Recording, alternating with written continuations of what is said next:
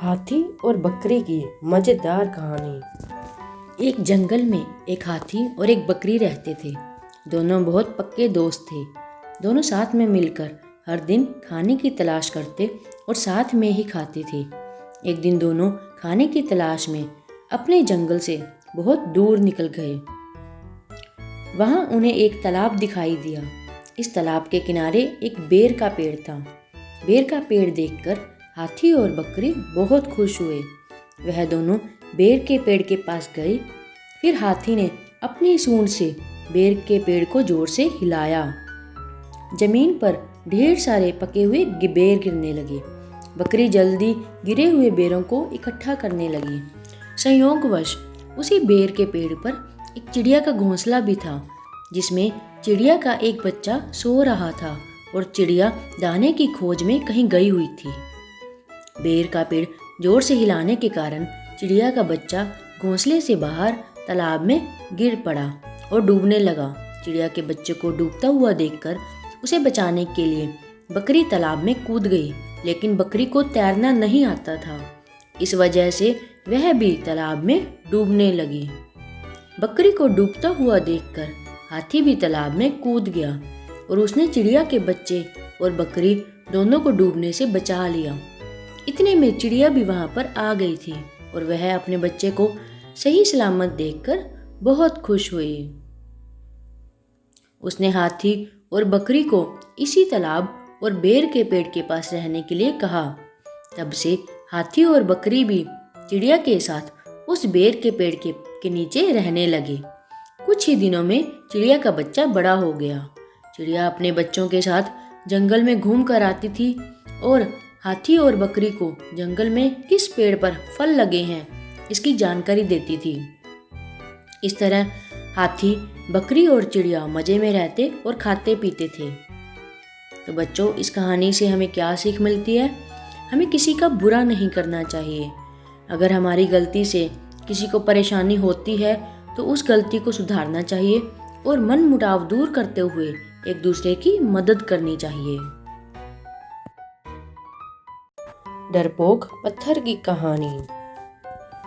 बहुत समय पहले की बात है। एक शिल्पकार मूर्ति बनाने के लिए जंगल में पत्थर ढूंढने गया।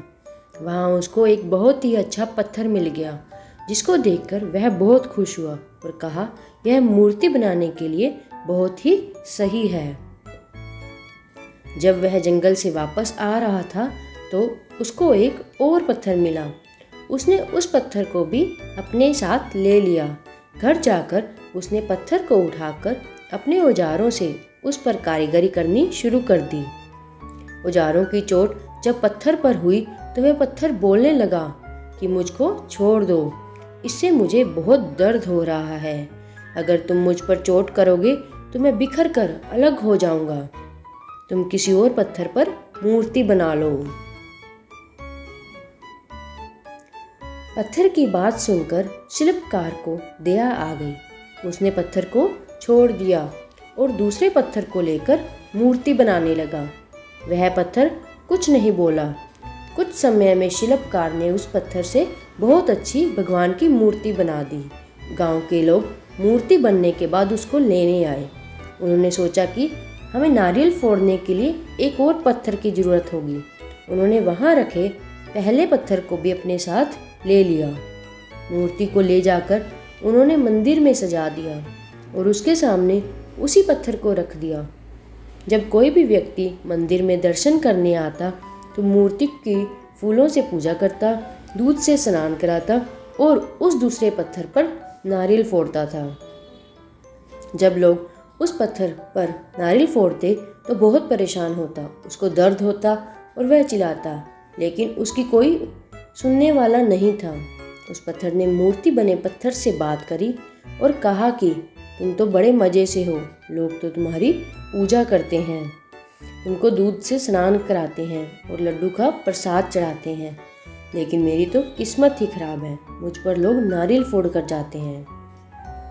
इस पर मूर्ति बने पत्थर ने कहा कि जब शिल्पकार तुम पर कारीगरी कर रहा था, यदि तुम उस समय उसको नहीं रोकते तो आज मेरी जगह तुम होते, लेकिन तुमने आसान रास्ता चुना।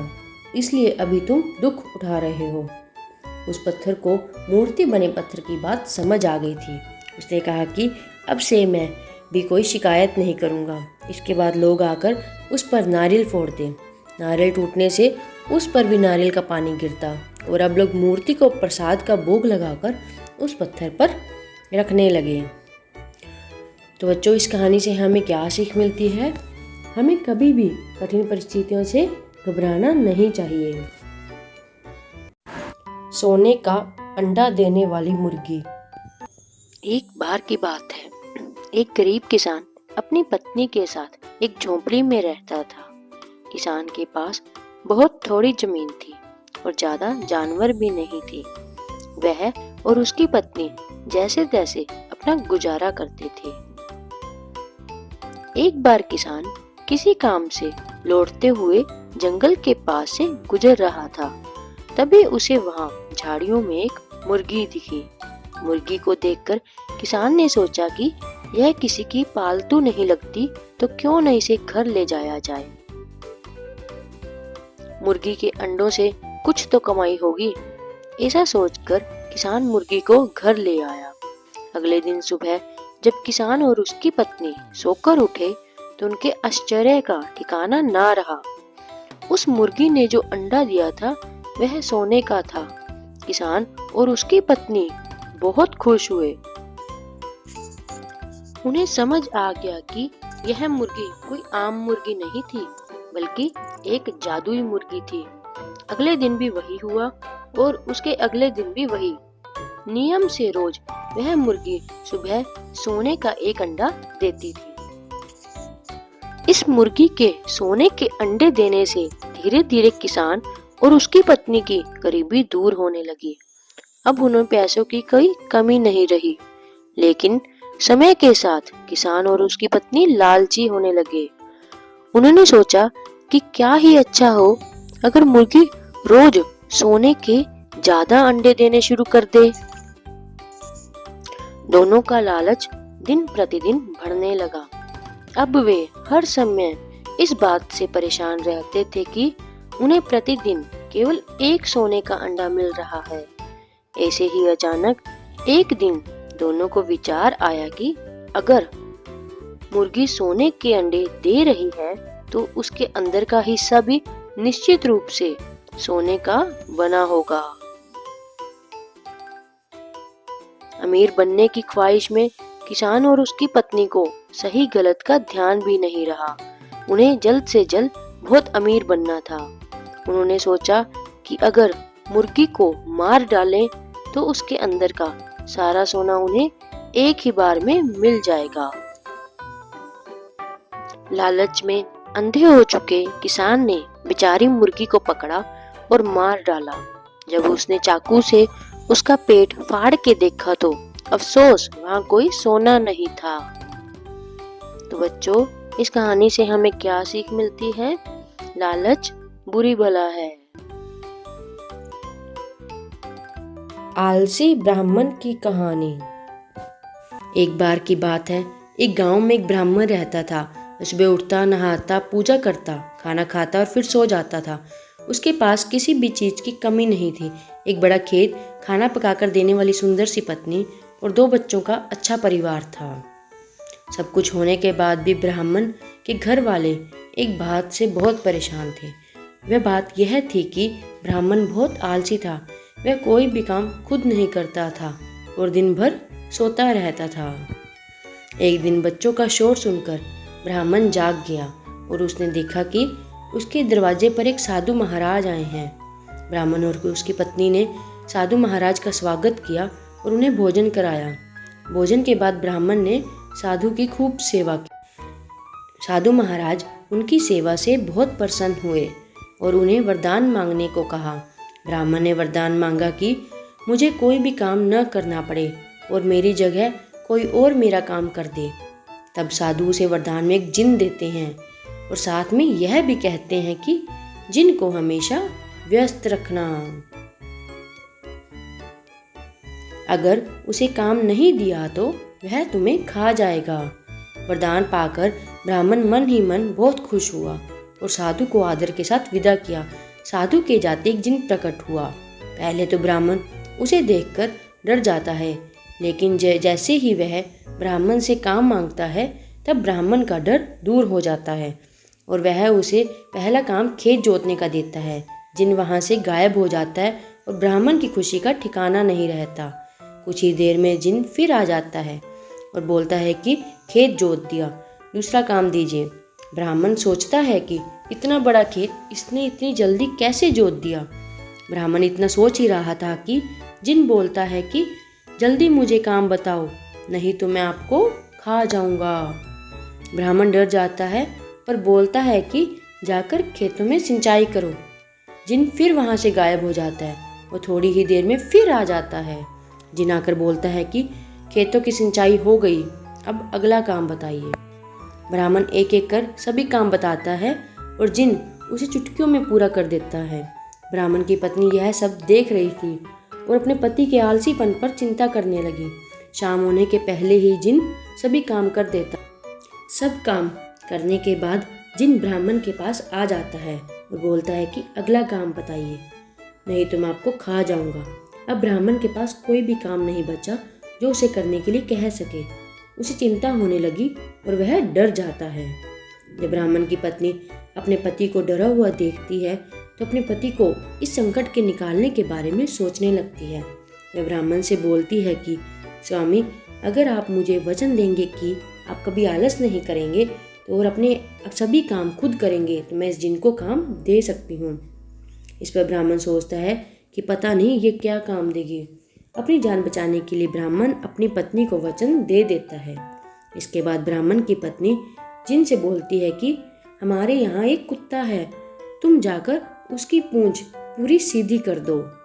याद रखना, उसकी पूंछ एकदम सीधी होनी चाहिए।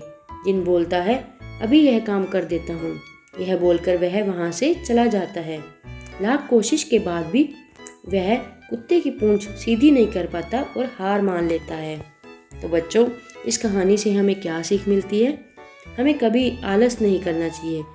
आलस करने से हम मुसीबत में फंस सकते हैं। इसलिए हमें आलस छोड़कर अपना काम खुद ही करना चाहिए। समझदार बिल्ली और शेर की मजेदार कहानी। सालों पहले की बात है। एक जंगल में एक बड़ी होशियार बिल्ली रहती थी। हर कोई उससे ज्ञान प्राप्त करना चाहता था। जंगल के सारे जानवर उस बिल्ली को मौसी कहकर पुकारते थे। कुछ जानवर उस बिल्ली मौसी से पढ़ने के लिए भी जाते थे। एक दिन बिल्ली मौसी के पास एक शेर आया। उसने कहा, मुझे भी आपसे शिक्षा चाहिए।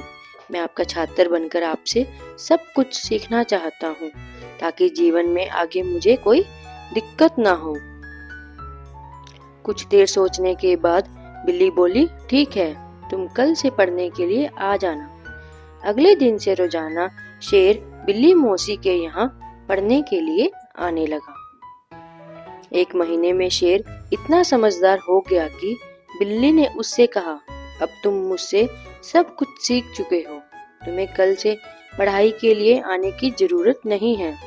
तुम मेरे द्वारा प्राप्त की गई शिक्षा की मदद से अपने जीवन को आसानी से जी सकते हो। शेर ने पूछा, आप सच कह रही हैं? मुझे अब सब कुछ आ गया है क्या?